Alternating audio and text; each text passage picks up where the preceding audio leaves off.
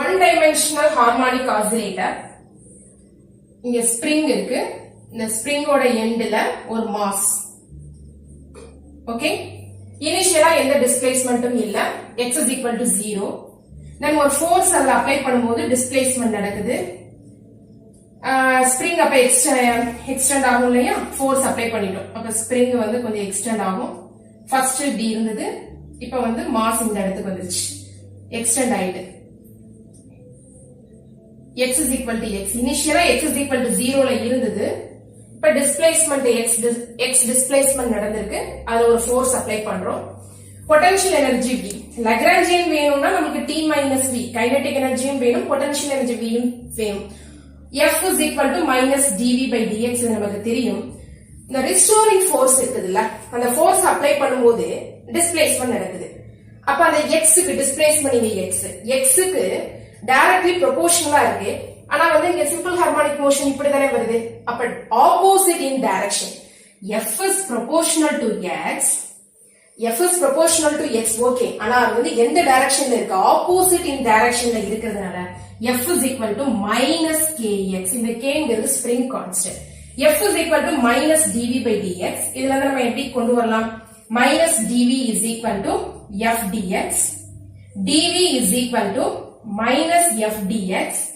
V is equal to integral dV. So that is integral minus f dx. So minus integral f dx.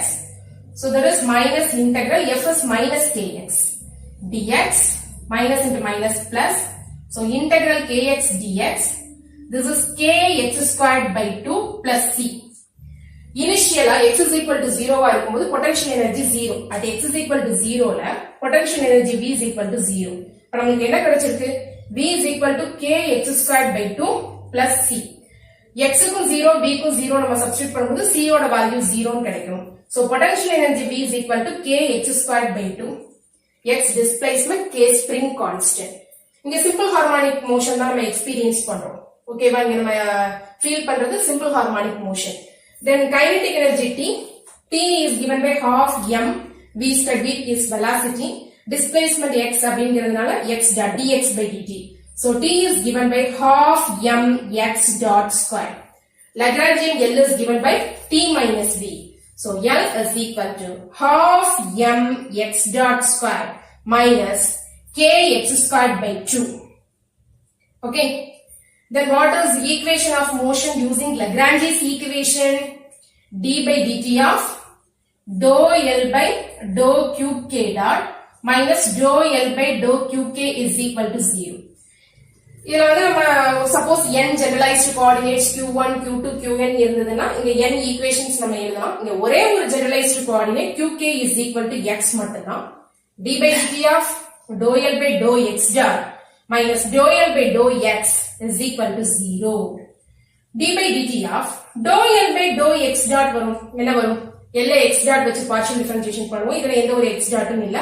x dot square to 2x dot வரும். half m constant 2 cancel ஆயிடும். So m x dot then minus dou L by dou x. இங்க இந்த minus நம்ம போட்டுருக்கோம். dou L by dou x என்ன வருதுன்னு பாருங்க. minus k by 2x வரும். 2 cancel ஆயிடும். is equal to 0.